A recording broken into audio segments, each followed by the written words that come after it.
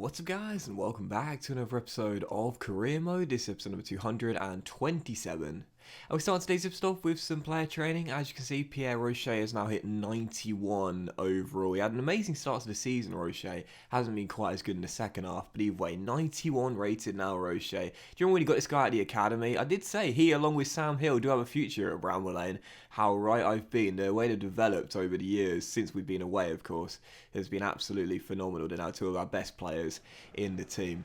But still, for the first of 3 games in today's episode here, we will take on Bayern Munich in the first leg of the Champions League semi-final tie at Bramwell Lane, where in the first leg of the other tie that was played last night, Manchester City thrashed Wolfsburg by 3-0. So whoever gets through this tie will know for sure they'll be taking on Pep Guardiola's side in the final. But of course, for me, I've never reached a final before. I've been to the semi-finals twice in the series, once with Roma and once with Atletico Madrid as well. But unfortunately, the problem with me is I haven't been able to get past the final hurdle and reach that Champions League final. We won 2 European honours in the save. They both came with Sheffield United, but of course they were in the Europa League. But now, a golden chance for us to reach our first ever Champions League final in the save in our 10th season of this series. But it won't be easy, of course, despite thrashing PSG and Real Madrid in the previous 2 rounds. Bayern Munich have a fantastic side featuring some English players such as Saka on the right hand side for them, and of course in the back line Joe Gomez and Norwich City, formerly of Norwich City, Max Aarons at right back as well. Very good team, and also a former Sheffield United player in that lineup too. Could you spot him? It's Coutinho, the Brazilian holding midfielder out of free agents pool back in season 2 or season 3 perhaps it was. So very good Bayern Munich team, and he also had the top scorer in the Champions League right now, Gabriel Jesus, who's got 8 goals in this competition. And heading into the game, couldn't really create anything in the first half. The final ball was lacking with 3 minutes to go before the break. Well, it's that man, the top scorer, going for the golden boot in the Champions League, who opens the scoring for the visitors. Nice ball through there after I hastily brought out to Debo, and what a finish it was by the Brazilian as well. Smacks it past Sam Hill, in off the near post, into the back of the net, as Bayern Munich take the lead and score the away goal we didn't want to see. So down in the first half, and again, look, the problem with me is that I was making the right moves, the dribbling was good, but the final ball in the first half, simply put, just wasn't there. Every time I got close to or just inside the area, I just panicked a little bit, lost my discipline and concentration, and couldn't find a teammate who could finish the chance home. And in the second half, 13 minutes after the restart, Jadon Bogle, who was looking like our best player in this game, was denied by Andre Onana as we finally recorded a shot on target. But it was a simple save for the Cameroonian, really. And 10 minutes later, still down by a goal, could not afford to lose this game, not score and trail heading back to Germany. We had a chance to get back on level terms, and we would do so with our first proper opportunity of the game. And it was that man who was on fire in this game, our best player, Jadon Bogle, storming down the right hand side. He was having an absolutely fantastic game for us, outpacing everyone, rolling it across the edge, rolling it across the centre of the area, and who's there to turn it in, arriving late? It's Brett Wilson. I love this little run here as well. He's waiting, and then he starts to charge forward and drills it past Onana with a really good finish as well. You know, Ivan Toney was on the bench for this game. You've seen it throughout the course of our Champions League fixtures this season. Toney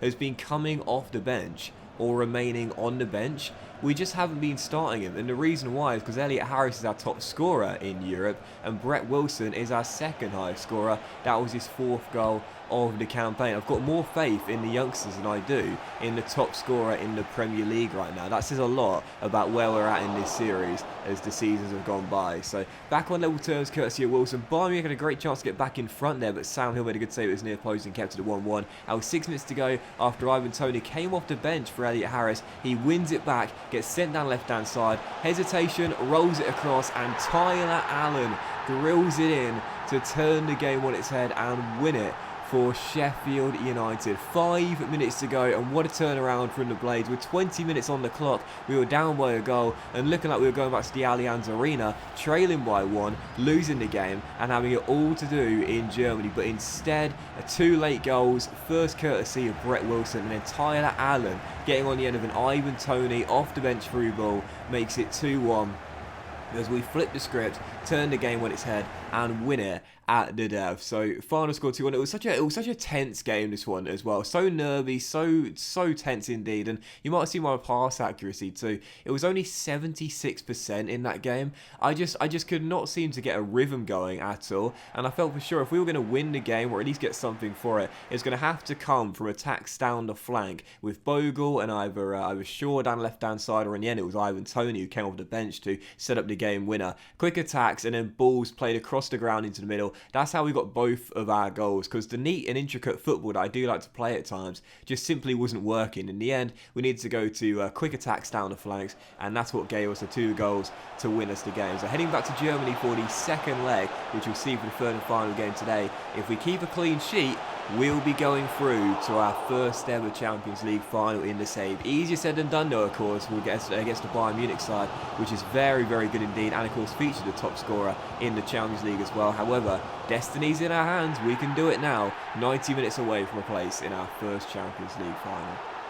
Still for the second of 3 games in today's episode here, we will now take on the Hornets, remaining at Bramwell Lane, returning to matters in the Premier League. Heading into this game, as you can see by my lineup though, I rested pretty much every single starter for this one other than Ivan Toney and Pierre Rocher. And the simple reason was because, as we know, there's no way we're going to catch Chelsea. As we know, the title is basically theirs if it's not already. So heading into the game, wasn't really fussed what happened in this one. Of course we want to cement top 4 football, but the likelihood of dropping out of that is very slim regardless. We did have the ball in the back of the net early for Ivan Toney, but it was disallowed for offside. And then something bizarre happened here. Just before the break, we found ourselves the opening goal of the game. It counted as well.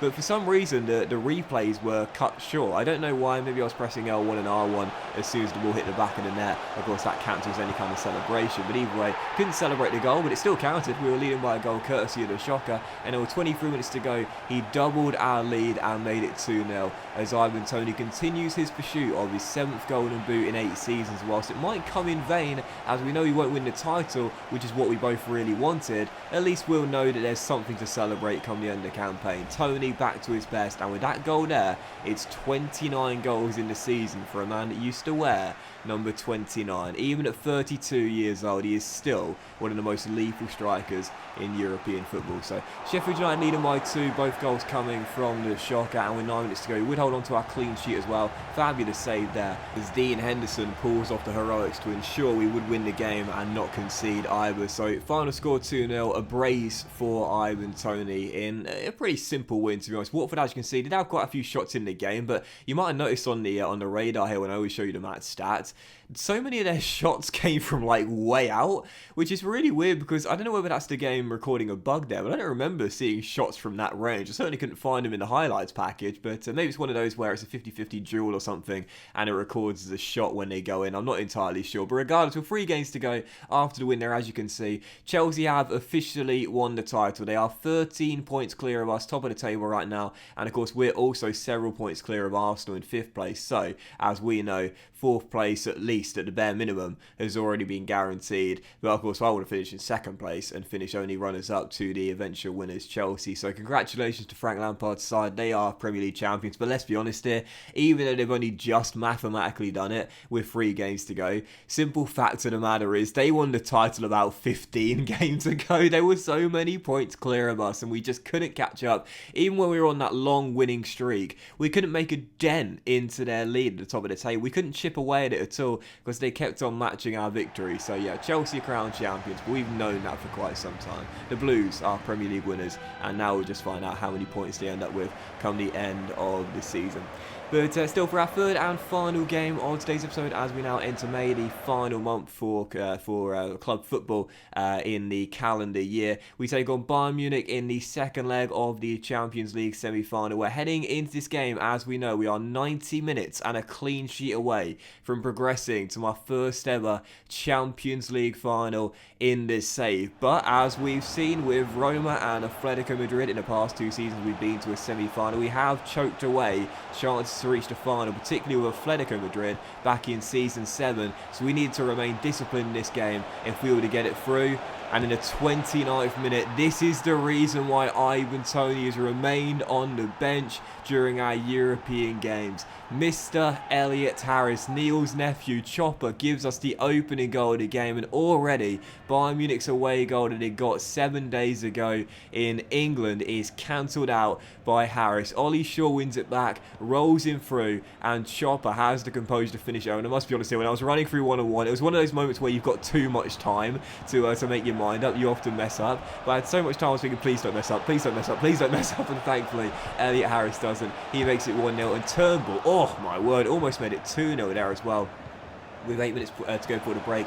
Once again, it was Ollie Shaw having a great game, storming down left-hand side, rolling it to the captain, who smacks the crossbar, and unfortunately Bayern Munich clear. So still 1-0, but really in the entire game we've been the far better team, and just past the hour mark we will double our lead to surely all but send us through as well. Quick little counter-attack from the Blades, and even when he's not starting our games, he's still influencing this team. Brett Wilson does his best Ivan Toney impression. He's learned that from the shocker on the training pitch since Toney's been back in the team. Lets the ball run through his legs, outpaces the red shirts, with Harris running side by side with him. I know I don't often score cutback goals, but listen here, I just wanted to reach the Champions League final. I'm sorry, I know I don't normally play like this, but I so badly wanted to make sure we'd be making it through. And with Harris's goal there, our second away goal scored, that would do it. Gabriel Jesus subbed off minutes afterwards as well, as Bayern Munich will now turn their focus to league games, as we go 2 goals up on the night, 3 goals up on aggregate, and of course due to the away goal ruling, Bayern Munich now needed 4 goals, which they couldn't even get a single one because Sam Hill, as you could see, was on absolute flames in the second half. When Bayern Munich had balls into the box, he'll come out and claim them pretty comfortably, and they were the best 2 chances for Bayern later on as well, where Sam Hill provided a fantastic double save. So final score, Bayern Munich 0, Sheffield United 2, and it's over. It is all over. Finally, we have reached our first Champions League final in the Sabre. Of course, as we know, we'll be taking on Manchester City in the final. The second leg of their tie was to come, but we knew Man City were going through after their resounding first leg victory in Germany. So yep, it is all over. Sheffield United are into the Champions League final. We've reached our first one of the save. Absolutely buzzing about it. I didn't think we'd be able to win the treble this season. I certainly didn't think that would happen. That's not going to happen. However, we could still have an FA Cup and Champions League double, but that is easier said than done. Arsenal in the FA Cup final, that won't be easy. They've got a great history in recent years in the competition. And of course, Manchester City in the Champions League final as well. One of the best teams in England. That is going to be a very difficult task. But those two will be the final games of the season coming over the weekend.